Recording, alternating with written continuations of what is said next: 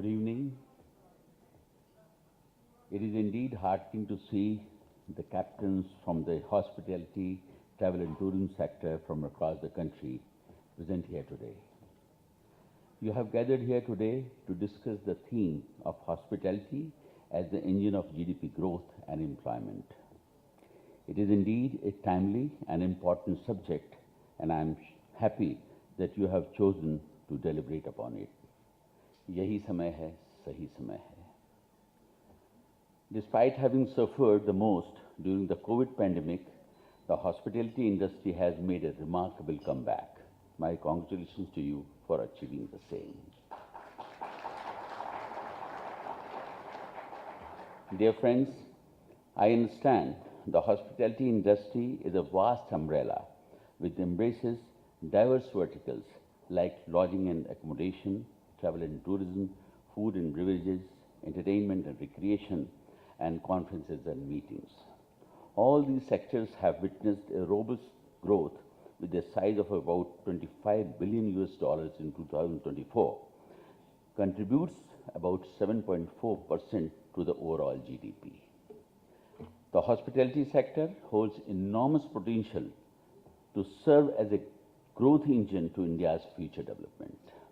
More importantly, it holds the capacity to generate, create, sustain direct as well as indirect employment for millions of youth of India. Presently, it accounts about 18% share in jobs.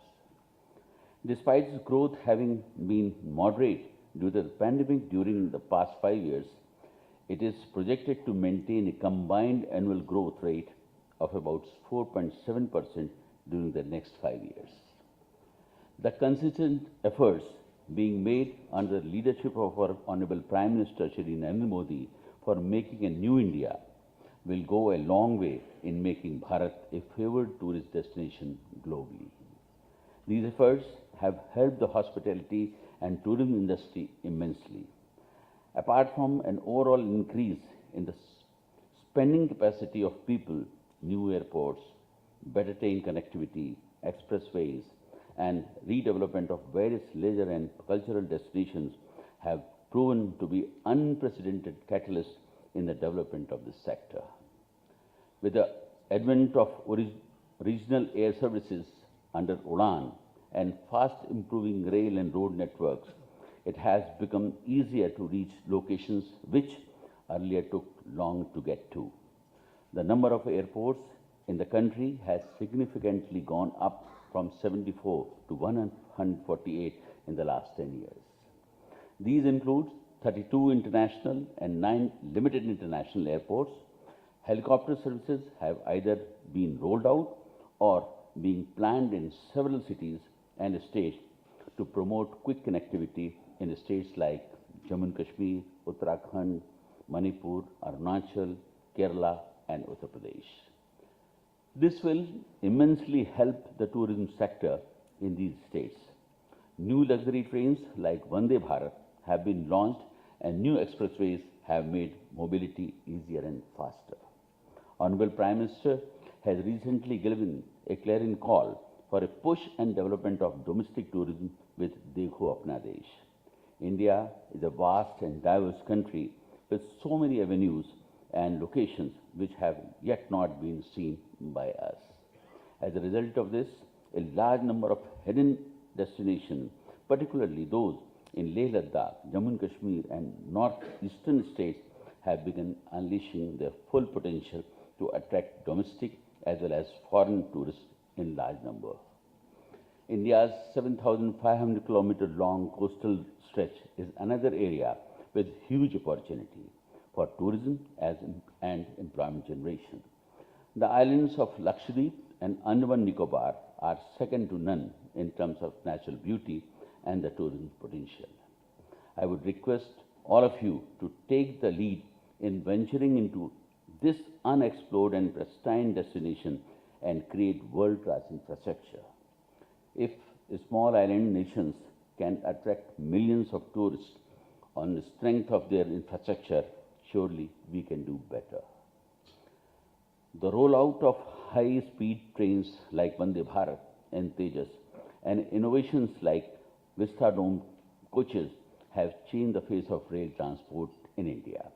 41 Vande Bharat trains connecting cities within a distance of 800 kilometers have been launched so far. The hospitality sector, as I mentioned earlier, is a catalyst for socio-economic growth. It also remains one of the top sectors attracting foreign investment in India. The industry is also an important source for generating foreign exchange for the country. Delhi is the capital of India. It is also home to glorious heritage.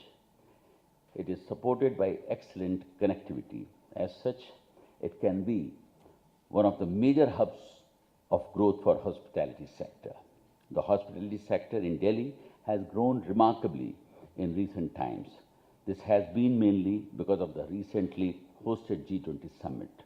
However, Delhi is yet to realize its full potential. When compared to other global destinations, Delhi lags in hospitality sector. Its associated parameters like night dining, open-air eateries, and a vibrant night economy are largely missing. These have been various legacy issues like licensing and regulation.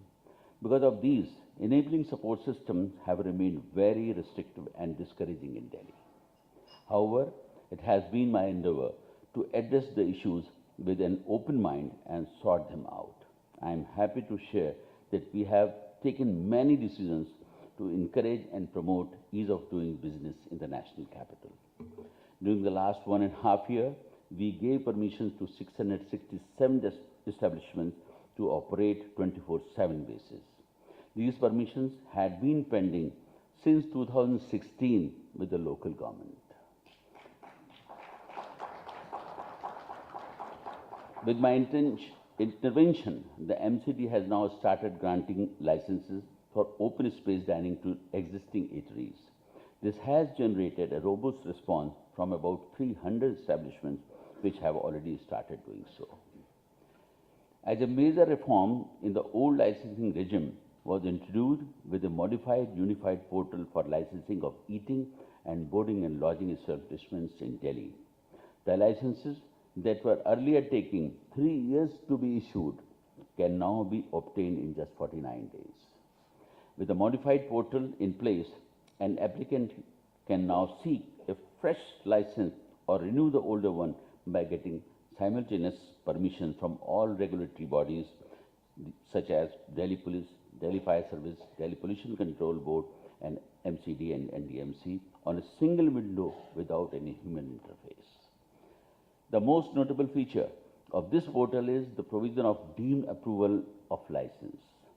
This means if the permission or the license is not granted in the prescribed 49 days by the respective agency or the department, the applicant is deemed to have obtained it automatically. This is first of its kind initiative in the country which aims at rationalizing and simplifying the licensing procedures. The documents required for grant of such clearances has been reduced to mere 28 from a staggering 103 earlier. Online faceless police clearances certificate have replaced physical police verification. Licenses are now being granted for 3 years by MCD, Delhi Police and Delhi Fire Service. Earlier, these were issued only for 1 year. आप कल्पना करें कि एक foreign delegation जो 12 घंटे या 8 घंटे की journey के बाद दिल्ली में रात में 1:30 बजे किसी 5 स्टार होटल में चेक इन करता है और वे कहते हैं कि हम पहले थोड़ी देर बार में बैठेंगे, उसके बाद रेस्टोरेंट में जाएंगे, और उन्हें होटल का स्टाफ ये कहता है, सॉरी सर, 11 बजे के बाद दिल्ली में रेस्टोरेंट्स और बार ओपन नहीं रहते हैं, तो वो क्या इमेज लेकर जाएगा? That bottleneck has been removed last year. Now the restaurants and bar in 5-star hotels are allowed to operate 24/7 basis. While those in 3-star hotel can operate up to 2 a.m., this is a big step taken by me, particularly in order to cater the international tourists arriving Delhi, checking in their hotels mostly during the night hours. All other similar establishments are allowed to operate till 1 a.m., which used to be only 11 p.m. earlier. Concerted efforts were undertaken during the last 1.5 years to develop new destinations for residents of Delhi and tourists. Attempts at preserving and restoring heritage to make them more attractive have been undertaken by the DDA. Massive efforts have been made to change the city's roadscape by way of aesthetic upgradation. More than 150 fountains and over 100 sculptures are now finding place of pride along key roads. All these are aimed at making Delhi more tourist friendly. I am sure that these will go a long way in aiding the hospitality sector. Cleanliness of the city has been accorded a high priority, and I am sure all of you would have seen a noticeable improvement in the surroundings of your hotels. We are determined to change the aesthetic of Delhi. Lush green open public spaces with musical fountains, water bodies, and cafeteria have come up at newly developed theme parks at Bansera and Asita on the west and east banks of Yamuna. These land spaces have been reclaimed from encroachment and waste. These newly green assets are attracting thousands of visitors daily. The DDA Mehroli Archaeological Park, replete with restored medieval heritage structure, an amphitheatre, a water body, and a cafe, has emerged as visitors' delight. The same is visible on various social media platforms like Instagram. The Bharat Mandapam at Pragati Maidan and Yashobhumi in Dwarka have come up as world-class convention centers. These have emerged as overbooked destinations for conventions, meetings, exhibitions, and workshops. These venues have the capacity to organize national and international conferences and exhibitions, and hence have a potential to attract huge footfall in Delhi from abroad. We'll be surprised to know that these venues are already booked for 1 year in advance. The historic St. James Church in Old Delhi and Lala Hardayal Library have been recently restored to their deserving glory. All of you must have experienced and seen for yourself the change that city streets have undergone recently. The change is visible right from the time that one enters the city from the ICI airport. Various stars of New Delhi to the Rajghat and the ISBT now have a new look.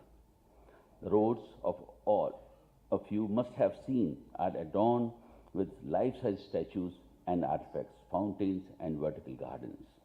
Even the streets where we sit today, the Sardar Patel Marg has undergone a transformation that is visible delight.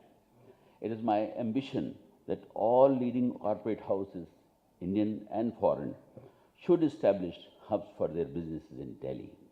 It is also my desire to create a gold soup which brings together jewelers, artisans, retailers, and banks in a common infrastructure.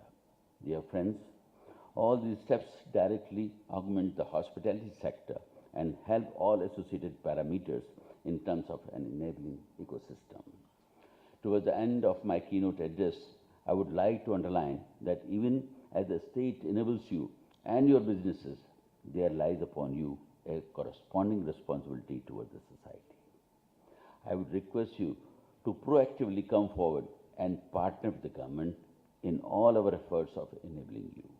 You can do this by playing your own role responsibly with regards to garbage disposal, disbursement of unused food to the needy, environment protection by way of water conservation, single-use plastic mitigation, and use of green energy. And above all, better services to your consumers in terms of quality as well as cost should be your guiding principles. I would also invite the Hotel Association to come forward and partner with us to establish hospitality skilling centers for which we can provide infrastructure. I would also urge all hotels to adopt one road and take responsibility for its greenery and beautification.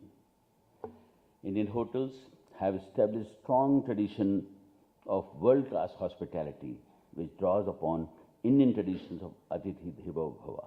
I wish you all the best and hope that you will always put your best foot forward with maximum innovation, ingenuity, and efforts for the success of Indian hospitality, travel and tourism, and F&B sectors. Your efforts in strengthening the hospitality sector will play a key role in employment generation and nation building. Thank you.